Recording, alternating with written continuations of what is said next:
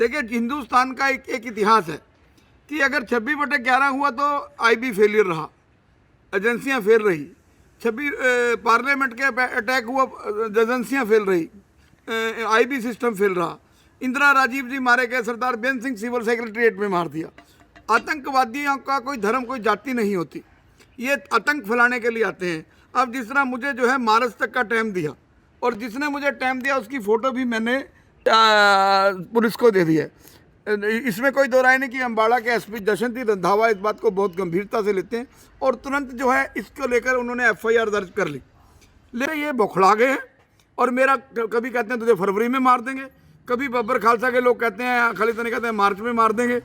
तो मेरी ये मुहिम जारी रहेगी, ये मुहिम नहीं रुकती।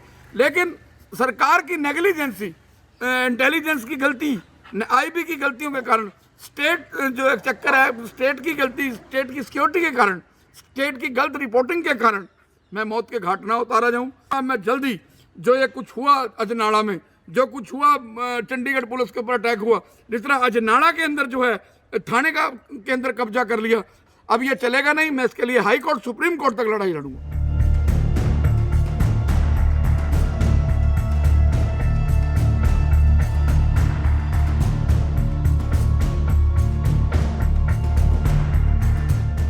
देखिए, हिंदुस्तान का एक इतिहास है कि अगर 26/11 हुआ तो आईबी फेलियर रहा, एजेंसियां फेल रही। 26 पार्लियामेंट के अटैक हुआ, एजेंसियां फेल रही, आईबी सिस्टम फेल रहा। इंदिरा राजीव जी मारे गए, सरदार बेन सिंह सिविल सेक्रेटरीट में मार दिया।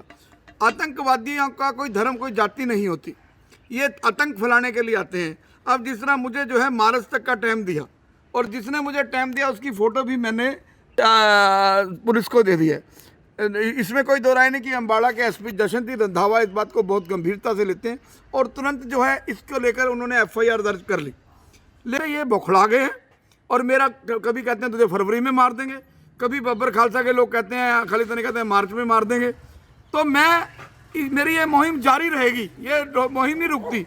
लेकिन सरकार की नेग्लिजेंसी, इंटेलिजेंस की गलती, आईबी की गलतियों के कारण, स्टेट जो एक चक्कर है, स्टेट की गलती, स्टेट की सिक्योरिटी के कारण, स्टेट की गलत रिपोर्टिंग के कारण मैं मौत के घाट ना उतारा जाऊं। मैं जल्दी जो ये कुछ हुआ अजनाड़ा में, जो कुछ हुआ चंडीगढ़ पुलिस के ऊपर अटैक हुआ, जिस तरह अजनाड़ा के अंदर जो है थाने के अंदर कब्जा कर लिया, अब ये चलेगा नहीं। मैं इसके लिए हाई कोर्ट, सुप्रीम कोर्ट तक लड़ाई लड़ूंगा।